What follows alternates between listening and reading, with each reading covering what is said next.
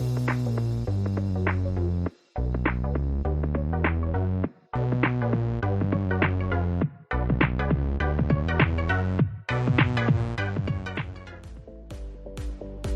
welcome everyone to another episode of the Love Island Cast. I am one of your hosts, Chris Phelps, and my co-host is Mr. Dave Horrocks. Hey there, Chris. Great to speak to you. Dialing in from a secret location. Well, I hope you're not doing a peeping Tom act outside some sort of villa in Mallorca, Dave. Can you see me? You won't be much of a peeping Tom if you can. That's uncanny. Well, Dave, I've got to say, dedication to the cause, my friend. Fantastic bit of trickery to get this podcast out today. Fantastic, Dave. Fantastic. So, where do you want to start? I mean, I'm boring myself talking about Michael and Amber, but it's kind of impossible not to. But as my guy through this series, Chris, I've got to ask you, what was the fucking point in that recoupling if no one went last night? I think it was just to create drama. It seemed so sort of prefabricated to just create a bit of, is she, will she, won't she pick him? And I don't know. He didn't make any fucking sense whatsoever. Amber picked Greg. And Michael, she did the right thing, Dave. She's making him graft now, because if he really is serious, and I still think he's a fucking idiot, but if he is serious and he wants to make amends, then she's done the right thing. But in the same respect, every time he opens his fucking mouth when he's talking to her, he just becomes more and more of a dick in my eyes. Yeah, I think he's just a knob. I was delighted. Because, you know, they really strung it out, didn't they? 20 fucking minutes they spent on that recoupling that didn't really mean anything. But, you know, when she finally said Greg, I was so happy. You know, she took that fairly brave decision. Obi had said it was a safe decision, but I don't think it was. And Michael did look gutted. But then after that, you know, he's still not giving up. But instead of giving her all the reasons why she should rethink and she should be with him and Michael, you know, I'm all fun kind of thing. He's saying, I don't think yours and Greg's relationship will work. It's like, just fuck off, for fuck's sake. I'm sure I've said it before, but I'm done with you, because the way he speaks to Amber is just not on. And you say she's making him graft. I don't know. I think he might be out of there tomorrow, or Sunday night rather. It could be. He absolutely could be, Dave. You've called this a couple of times, and I know on our social media last night you said the same thing. I don't think you're wrong. Maybe that's why it's happening, because if someone's out there, but is it going to be the old classic where Greg and Francesca get voted out, Dave, and them two end up together by default, and that's where they fall happily in love together? I don't know. All I can think is, it's going to be great if Michael goes out and then Monday night and be on After Sun with Joanna on Monday. Watch her tear him new arsehole. Yeah, and then he'll be telling her how much he fucking loves her. But yeah, change the record, pal. Fucking idiot. I don't know. The way he knows the fucking cameras are there, I just don't get it. What exactly is he going to say to Joanna when he gets out? It was all a mistake. I don't know. Yeah. He's a dick, Dave, an absolute dick. And fair play, like I say, fair play to Amber. She played the game. She kept her cards close to her chest. Even Anna and that were doubting what was going to go on. But I think it was the sensible thing to do, because it would have been too obvious. And despite what we think about Joanna, maybe she had a bit of respect for Joanna. I don't know. Maybe she's thinking it is a bit disrespectful. He has to prove his worth, because it's all too convenient the way he's just completely changed. Dave, as well, what about, it looks like no one's saying anything in the villa, but good old Curtis looks like he's getting a couple of knee tremblers going down there each night, and they're not really giving us much coverage, but I think him and Maura are well in there. And I was actually convinced by what Maura said when she said, I've fancied him when they were doing the recoupling. I fancied him from the start, but I could never say anything. I actually think she was being genuine there. And she said it because obviously he was with Amy when she come in. So maybe we've been a bit hasty on her because of the way she's flipped from one person to another, but she seems to be genuinely into him. Yeah, but Tommy was with Molly May when she walked in. I'm not buying it. She didn't give a flying fuck. There's no question. I mean, in that recoupling, they couldn't keep their hands off each other. It was all a bit uncomfortable for everyone there, wasn't it? Just have a little kiss and then get on with it. But they were pretty much they pretty much forgot everyone else was there, I think, and were ready to go at it there. So yeah, they do look a bit more of a couple now, and I'm still not massively convinced, but I guess I'm a bit more convinced than I was before with them. Yeah, I think you're right. I mean, he's a big lad, Curtis. I think he must be a good 6'2", 6'3". You realise how tall he is when he's in the lineup for the recoupling. He towers over all of them, and I think Tommy Fury's a good about 6 foot. So, yeah, he's a big lad. So they do look good as a couple. I do go with that, Dave. Well, you'd have to see when they come out what the score is. Exactly that. And so what do they call it? Like the quiz where you have to guess.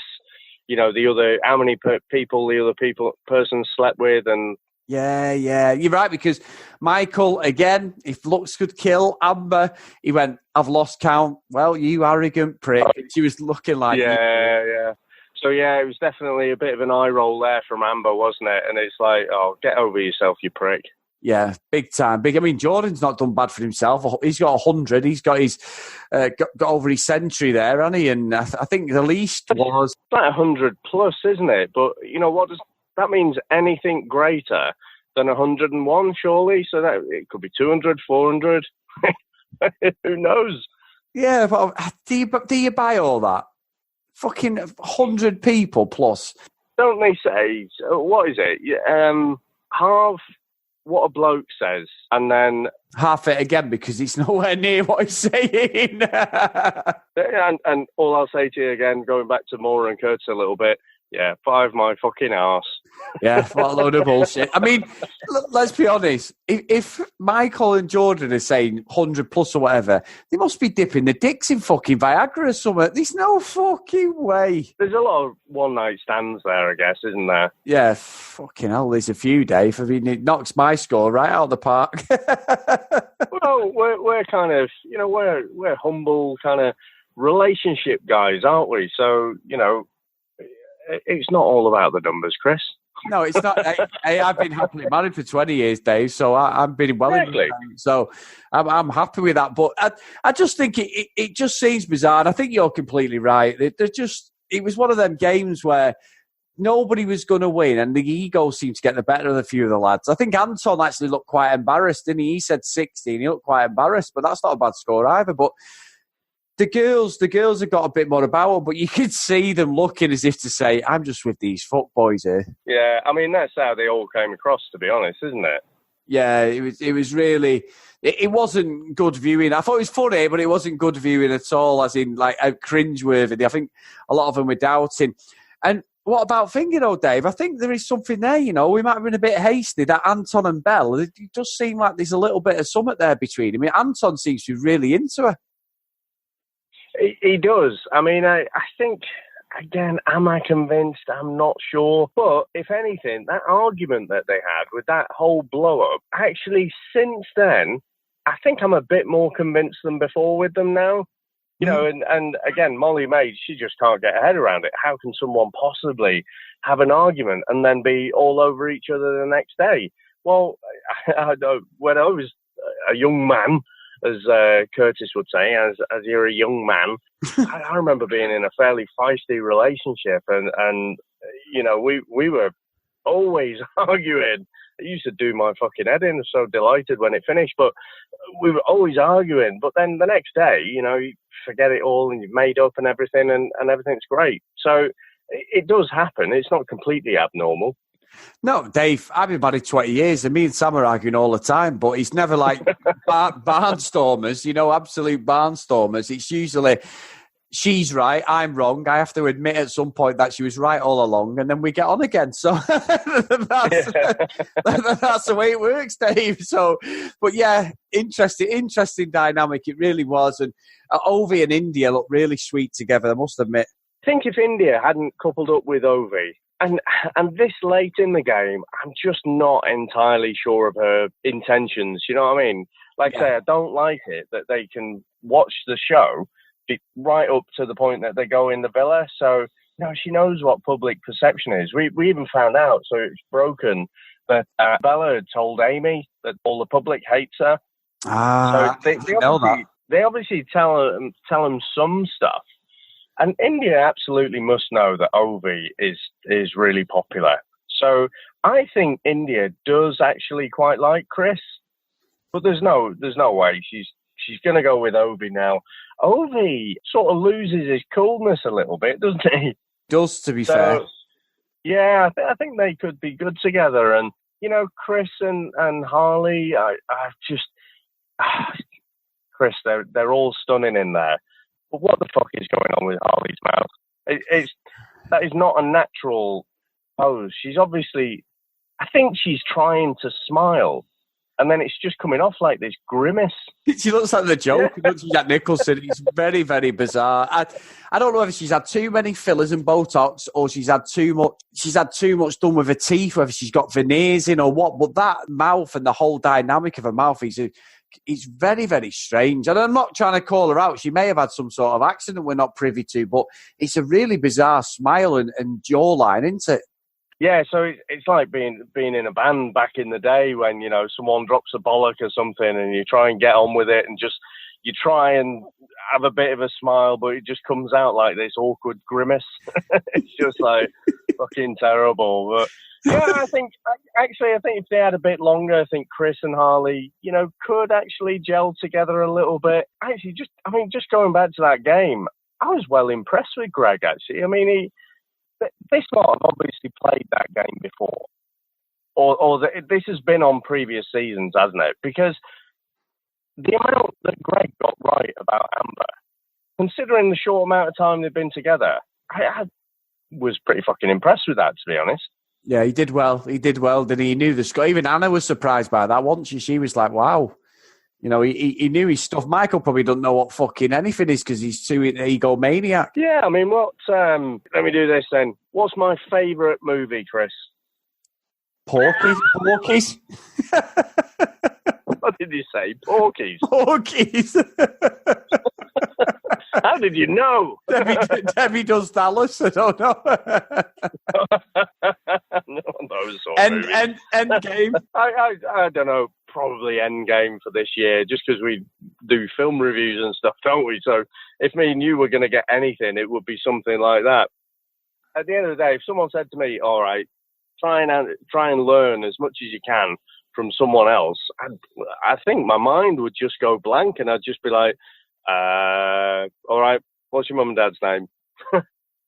Well, yeah, and I think one thing that did come out of it, Dave, is what the fuck is the anaconda? I've definitely got to have a go at that one. I don't know. It sounds like probably you'd have to limber up a bit first.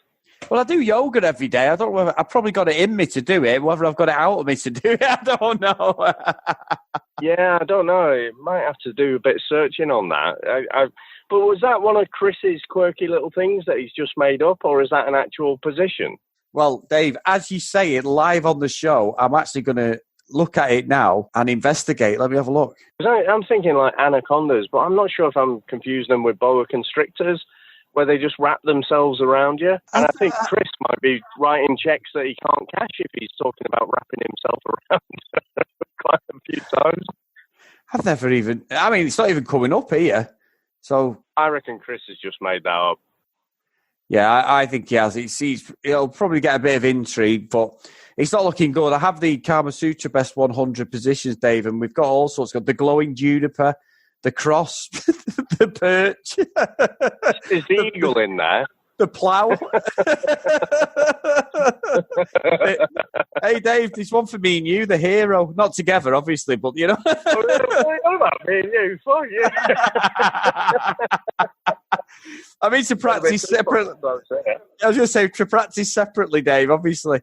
The hint, crouching tiger, there's all sorts here, Dave. Right, anyway, I'll just bookmark that for later. Do I need to leave you alone for a few minutes with your laptop there?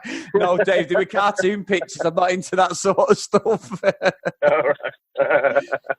So, Dave, good stuff. We've got another cracker on Sunday, hopefully going down, and we'll see if one of them does get voted off. So, if you want to get in contact with the show, get us on Twitter at Love Island Cast. If you want to email the show, theloveislandcast@gmail.com. If you do enjoy the show, please tell your friends who love Love Island. If they don't like Love Island, please tell them how funny me and Dave are. Not that I'm prompting you or anything. And get them to give a listen to our show. We really appreciate it. We're on all podcast catchers. And if you really like the show, please drop us a 5-star review because it just helps us grow and get us out there to everyone within the podcasting world.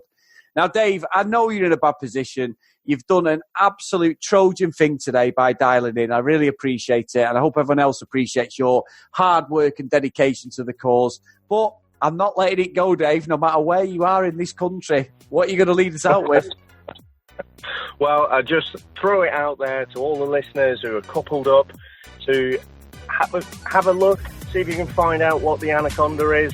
And if you can, have a go at it and let us know how you got on.